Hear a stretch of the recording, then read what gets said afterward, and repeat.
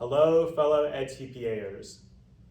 We are here today to do some work on task 3. This overview video is for elementary literacy and mathematics. So in terms of task 3, the focus here is on assessment. Your understanding of how to analyze assessment data, and from that analysis to be able to both focus on student learning, focus on gaps in student knowledge, focus on language use, and ultimately to be able to talk through next steps for instruction based on your analysis of student learning.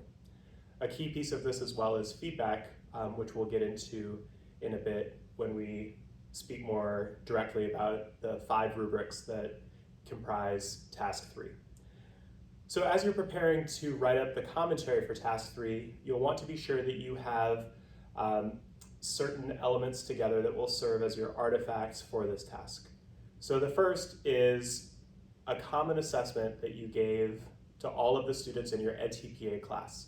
So for some of you, this will be your entire class, so that may be 25 students, whatever the number is in your entire class. If you chose to work with a small group for your EdTPA and that comprises your EdTPA class, then it would just be the assessments completed by those students in that small group, if that was your EdTPA class.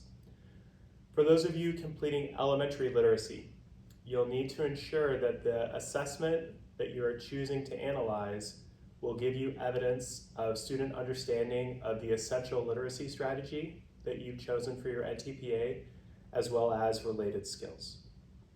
For those of you who are working through the elementary mathematics handbook, you'll need to be sure that your chosen assessment that you will analyze for task 3 offers evidence of student understanding of your central focus in relation to conceptual understanding, procedural fluency, and mathematical reasoning or problem-solving skills. So that's the first thing, is just to ensure that the assessment you're choosing meets whichever criteria match your particular handbook.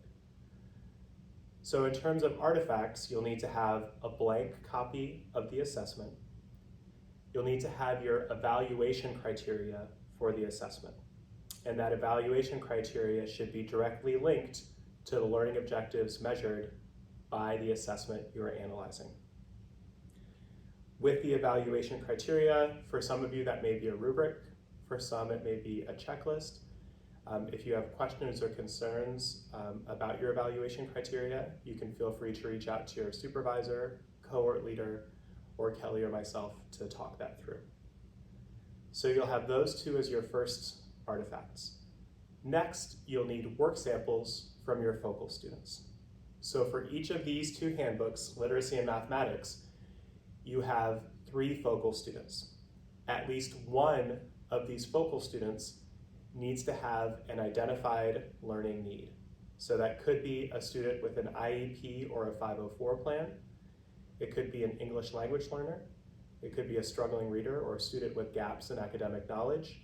It could be a student who is labeled as gifted and talented, or who is working at an accelerated pace within the subject area covered by your handbook.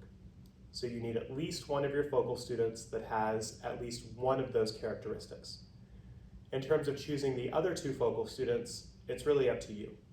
You may want to choose students that reveal the distribution of achievement within your class, and that may be helpful in finishing up your commentary, but it's really up to you in terms of who those other 2 focal students are. So the artifact you will need from them is their performance on your assessment. If it's something that's written, you'll want to be sure to mark their name off so that they can remain anonymous. If it's audio or video that you'll be uploading as the assessment evidence, that's totally fine as well. So you have to choose either written, audio, or video as the format that you're going to be uploading for the particular assessment for those focal students. The other element that you'll need to keep in mind in terms of uploading for artifacts will be the feedback that you give to students in terms of their performance on the assessment. And this can be written. It could even be written on the actual work that they did for the assessment. It could be audio or it could be video. And with this feedback, you'll just need to ensure that it's age appropriate, that students can understand it, and that you're directly providing feedback in relation to the evaluation criteria for what students did well, as well as where they struggled. So you're providing feedback in both of those areas to students. Finally, the last piece you'll need to think about in terms of artifacts, in terms of evidence to upload, is evidence of student language use. And so we'll be talking about this a bit later on when looking at the particular rubrics, but at this point you may want to be thinking about where that evidence could come from.